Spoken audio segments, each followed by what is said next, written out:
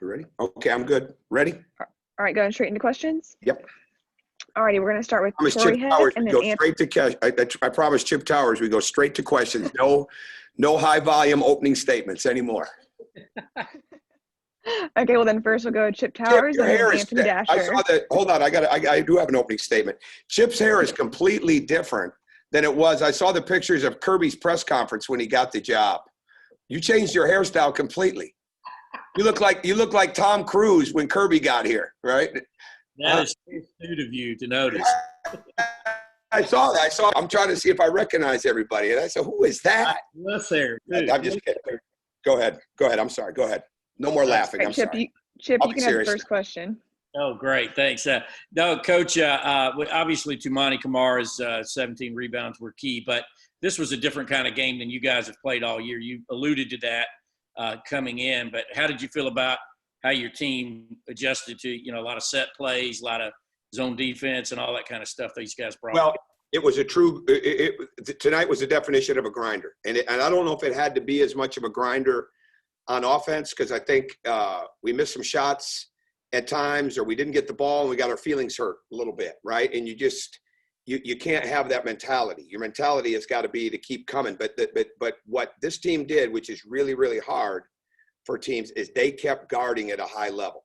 So when guys weren't making shots or the ball wasn't moving as crisply as it was because of the way they were playing off into the paint on Severe, all right, we still played really, really hard defensively, and we still played really, really hard on the glass. And as I've said to them, there are four things that you should be able to control no matter what in a game. You should be able to control your defensive effort and energy. You should be able to control your rebounding pursuit, your physicality, your attack of the glass. You should be able to control how hard and fast you run, and you should be able to control moving without the ball. And that's kind of what the game brought. Did we hit every one of those aspects? No, but we did defend. We did rebound. For the most part, we got out and ran and pushed it, and we found a way to win the game. And I think all of these games are so important for learning how to win different ways. And tonight certainly was as different of any game that we've played to this point. And it was a great way to find a way to win it. All right, up next, we're going to go with Anthony Dasher and then Torrey Heck.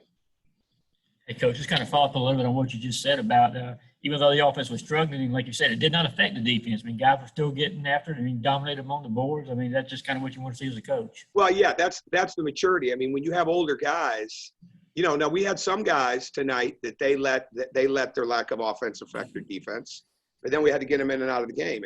But for the most part, the older guys, and then with Tumani, did a really, really good job of that. They just kept coming. I mean, and that's Michael Starks. I mean, that's what we have to have. Severe kept guarding, kept pushing, kept doing those types of things. We had to play him time and score a little bit with the foul issues. But bottom line is a really good sign of future maturity is when it's not going great for you personally offensively, or we're not scoring the way we want to, but we're still coming down and putting stops together, getting deflections and limiting them to one shot. That's important stuff. Coach, obviously several new guys on this team this year, but Andrew Garcia kind of really showed out tonight. What has he brought to this team so far this year since he's been here, and especially tonight? Maturity, wanting to win.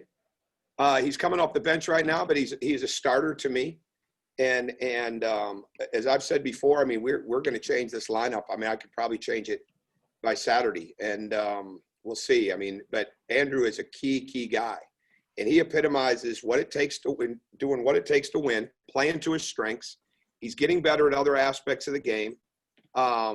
He's playing at a very competitive level, high level, and he makes everybody else better. And I think he brings comfort because people know that he's going to attack the glass. He's going to be able to score inside. He's certainly getting better as a shooter, and those types of things will come. But he's just playing to win the game, and I think that's a great indication of leadership from him for us. Now, what we need him to do, and I just said this to him after the game, is we need him to be more vocal and verbal with his teammates during the game and be a little bit more demanding. And now 4 games in, he needs to feel a little bit more comfortable doing that, hopefully. All right, up next, we're going to have Jed May and then Palmer Tomes. Hey, Coach. I wanted to ask you about a couple of guys. One, I was wondering if you had any update on Christian Brown. I don't think I saw him on the floor in the second half. And two, with Tumani, he had 1 rebound in the season opener. He had 7 the last 2 games, and then obviously the big game tonight. Have you I guess, challenged him at points, whether it was earlier this season and over the summer, to be more of that physical presence on the glass? Well, no question, but I think he knows that. I think he's an example of game one, and we just talked about this when I saw him when he left here. Game one, he came out with a scoring mindset, and he didn't play very well. The last 3 games, he's come out with an attack mindset, and he's played extremely well. And I think he's had 3 straight games of double-figure deflections, including having 16 tonight. He had 11 at half, and he's very, very active. When you come out active, when you come out aggressive, when you come out letting the game come to you offensively, but taking your attack mindset to the game, defensively rebounding the ball and with running, good things usually are going to happen. And it just takes guys, I'm glad he's figuring that out. And that doesn't mean that he's not going to have a tough night at some point. But the bottom line is when you play the game the right way with the right intent, and you're not worried about your offense, and you're not worried about your shooting, you're not worried about where you're getting the ball. If you're getting the ball, you play well. When you allow yourself to get distracted, I always say to guys, like, you're seeing ghosts. Don't see a ghost. Just play the game. When you're missing shots or it's not going your way, we just got to grow through that. And Tamani's a great example of somebody that is truly growing through that. Christian Brown's situation is where we're at in the 2021 season right now. He didn't feel good at halftime. And so right away, it became, we've got to isolate, we've got to get him tested. And it was a judgment call made by our doctor and our trainer to say that he's not available. And he is definitely, he's either tested already or he's testing now. I don't have the results yet, but, either way, we'll just see how it goes and hope that he's going to be okay. Yeah, Coach, 2-part question for you here. Tamani had a career high tonight with 17 rebounds. Last season, his high was 9. 8 of those tonight were offensive. How important is that when it's not a huge offensive night? And second off, 3 games in 6 days, couple days off before the next game.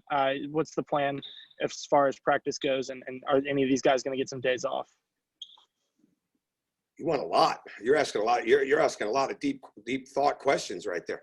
We have to take a day off each week, and so we will do that. And then we'll start to prepare for Samford. But it is really, really important that Tamani rebound the ball. It's very, very important that he's aggressive and attack. We do need those types of things, and we need it from a lot of people. I've said this to this team every day. We're only going to be as good as our team rebounding. All right, our team defense and our team rebounding. And then you got to get out and we got to run and we got to put pressure on the rim. And we're going to shoot threes, but we're not going to shoot threes just because they're there. We're going to shoot them because we've come inside out, because we've attacked, we've gone through the paint, we've gotten the ball reversed, all those types of things. So that's really what we want to continue to build forth as we get ready for the next game. And hopefully they'll rest up some and be ready. All right, up next, we're going to have Davis Baker and then Ryan Curley. Hey, Coach. Like you said, not the best offensive night. There were 2 plays in particular that stood out to me. One in the first half when Starks took a charge, and 2 in the second half when McMillan threw the ball off a defender, and you had everybody on the bench standing up, cheering. How important are those energy plays, and what does it say about your team? Well, I think it says a lot, and that's the way we are. We have got to be a collective unit. There are not 1 or 2 or 3 guys that are just going to carry this load every night and we're going to watch them do it. It's got to be a team deal, and we've got to be able to get into our bench, and we've got to be able to bring pressure from the bench. And I think that's important. And we just need to get more consistent. The guys you mentioned need to become more consistent for us. We all need to become more consistent. But the bottom line is, when you make good hustle plays, all right, your team should be very, very excited about that. And I thought for the most part we would. We don't want to let the social distancing on the bench or the masks keep us from having tremendous verbal energy and excitement, throughout the game. And I think the teams that handle that the best are going to be the teams that are victorious, because it's hard. It's definitely hard to have it be different like it is. But at the same time, we're very, very fortunate to be able to play these games. And we've got to keep getting that across to them, that you don't want to waste one moment when it comes to that, because you can't take it for granted. You never know what's coming the next day. As like a great example, Christian Brown is playing fine. All of a sudden he doesn't feel as good at halftime. We've got to shut him down for the rest of the game. And that just becomes the new reality for everyone. So the main reality is enjoy what you're doing to the fullest, and enjoy doing it with your teammates, and help make them better in every possible way. Hey, Coach, good to see you. On a night where Severe Wheeler maybe didn't have his best game, how did you feel about Tamani stepping up and other guys like Garcia scoring off the bench? I think that's important. I think, like I've said, I mean, we've got to get it from a lot of different people.